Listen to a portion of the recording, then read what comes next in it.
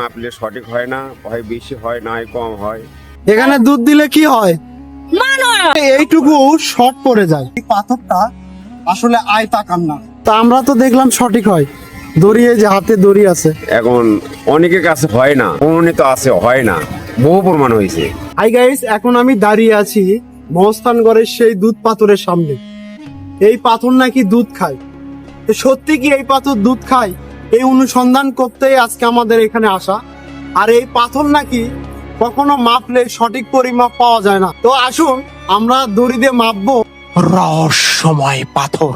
মহস্থানগড়ের অলৌকিক পাথরকে ঘিরে নানান জল্পনা কল্পনা ছড়িয়ে থাকলে ইতিহাসের আড়ালে স্থান করে নেওয়া এই পাথরকে নিয়ে অনেক আগ্রহ মানুষের। কেননা এই পাথরে দুধ ঢাললে নাকি মনের আশা পূরণ হয়। এই পাথরকে পরিমাপ করলে কখনোই সঠিক পরিমাপ পাওয়া যায় না, অর্থাৎ এক পাশে বেশি হলে অন্য পাশে কম, অন্য পাশে বেশি হলে অপর পাশে কম পাওয়া যায়। এই গোলক দাদা এই পাথরের রহস্যকে আরো মানুষের কাছে অধিক আগ্রহের তালিকা বিন্দুতে নিয়ে গিয়েছে। তো আমরা আজকে এসেছি এই পাথরটাকে দড়ি দিয়ে পরিমাপ করব এবং নানান কল্পনা জল্পনা যেগুলো আছে সেগুলা দূর করে আপনাদের মাঝে সঠিক তথ্য তুলে ধরবো। আপনি কি কখনো মানত করেছেন এই পাথরে না, মুসলমান আমি হিসেবে? আমার এলাকাও তো আমি কোনোদিন এই পাথরে মানত করিনি। অনেকে মানত করে, তারা এখানে আসে, তাদের আশা আকাঙ্ক্ষা এখানে ঢেলে দেয়, এখানে যাই মানতটা পূর্ণ করে। আপনি দুধ দিছেন এর আগে কখনো? না না বাবা না, যার যে রোগ সেই রোগের জন্য। খালি রোগের জন্য? হ্যাঁ, হিন্দু, মুসলমান, খ্রিস্টান, বৌদ্ধ সব ধর্মের লোকই দেয়।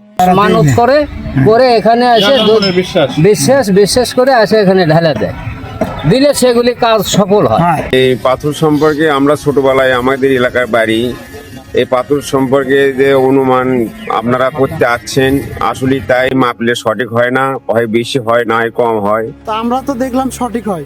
দড়ি, এই যে হাতে দড়ি আছে। এখন অনেকের কাছে হয় না, অনেকের কাছে হয় না, প্রমাণিত আছে, হয় না, বহু প্রমাণ হয়েছে। এই যে দুধ দিয়ে ঢেলে দেয়, হ্যাঁ। দুধটা কি পাথর খায়? পাথর খায়, অনেকে পাথর খায়, কিছুটা করে যায়।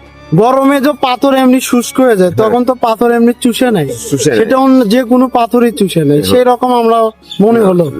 হ্যাঁ, এখানে দুধগুলো মাটিতে পড়ে যায় এবং মাটি চুষে খায়। কিন্তু ঐতিহ্য হিসেবে যে পাথরটা দুধ খায় এই প্রথাটাই চলতেছে। এখন আমরা এই দুধ পাথরটা আসলে পরিমাপ করব। প্রথমে দৈর্ঘ্য পরিমাপ করতেছি। এই পাশের পরিমাপ নাকি ওই পাশে দিয়ে নিলে না, এটা হচ্ছে দৈর্ঘ্য। তো আমরা এই পাশ থেকে আবার এই পাশে পরিমাপ করব। এই পাশে এখান থেকে একটু কম বেশি হয়।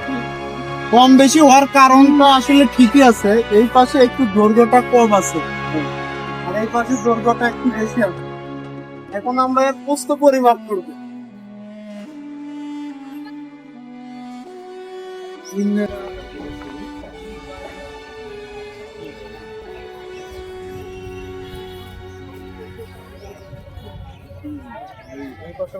ভাঙা আছে।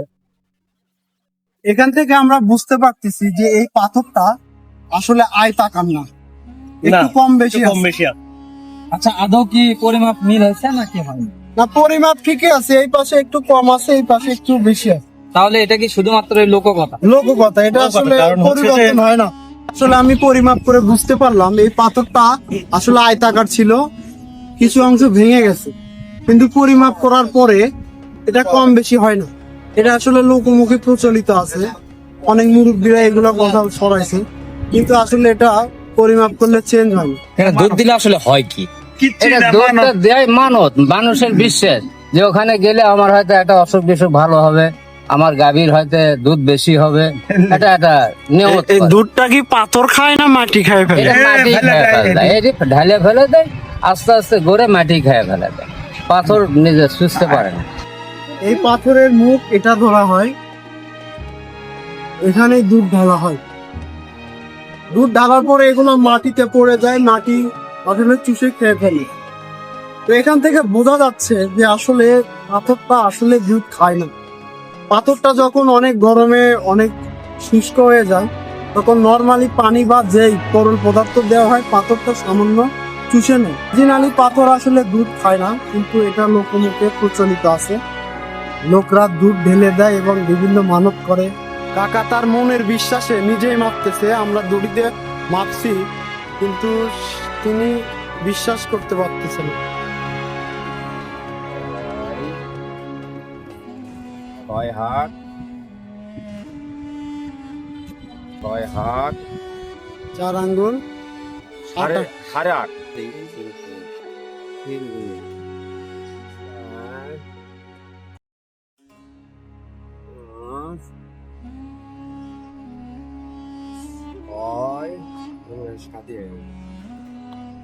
উনিশ হাত। তাহলে মিললো। এই পাশে বেশি হলো, এই পাশে একটু বেশি আছে, এই পাশে বেশি হলো। আবার আপনি এই পাশে মেপে এই পাশে গেলেও একই হবে। এই পাশে একটু ক্রোজ আছে তো।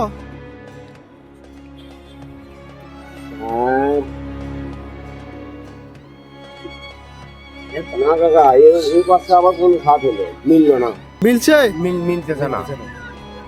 এটা বাস্তব, এটা আগে বিশ্বাস করা লাগবে। এই জিনিস কোনোদিন প্রকাশ্য কোনো কাজ করে না, আর অলৌকিক জিনিস বিশ্বাস করতে হবে। তা আমি দড়ি দিয়ে মাপছি, কিন্তু মিলছে না, দড়িতে মাপলে 100% মিলবে। যখন আপনি নিয়ত করে মাপবেন তখন মিলবে না।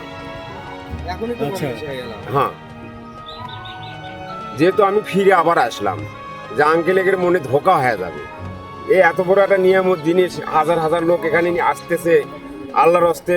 এখানকার এই অনুযায়ী এই উপলক্ষে অনেকের দিন যাচ্ছে, অনেকের আশা পূর্ণ হচ্ছে। হয়তো আল্লাহ পাক এদের ওসিলে করে হয়তো একটা মানত করছে, আল্লাহ পাক কবুল করছে। ওনার বিশ্বের যে এদের উপর লক্ষ্যে আমি কামিয়াবি পাইছি। রংপুর থেকে এসেছি।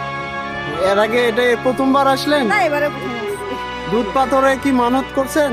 না না, মানত তাই দেখার জন্য আসছি। পুণ্ডনগরের রাজা পরশুরাম এটিকে সংগ্রহ করে মসৃণ করে পাঠা বা অন্য কোনো প্রাণীর বলি দেওয়ার কাজে ব্যবহার করতেন। হিন্দু ও আশেপাশের মুসলিম সম্প্রদায়ের নারী ও পুরুষেরা বিভিন্ন সময় মানত করে পাথরটিতে দুধ ঢালেন, তেল সিঁদুর দেন। অনেকে আবার বাড়ির গরুর প্রথম দুধ এনে ঢেলে দেন। অনেকে আবার রোগ মুক্তি কামনা করেন। এখানে ধারণা করা হয় পাথরটিতে নকশা খোদাই করা আছে, সেই জন্য একে খোদাই পাথর বলা হতো, যা কালক্রমে খোদার পাথরে পরিণত হয়েছে।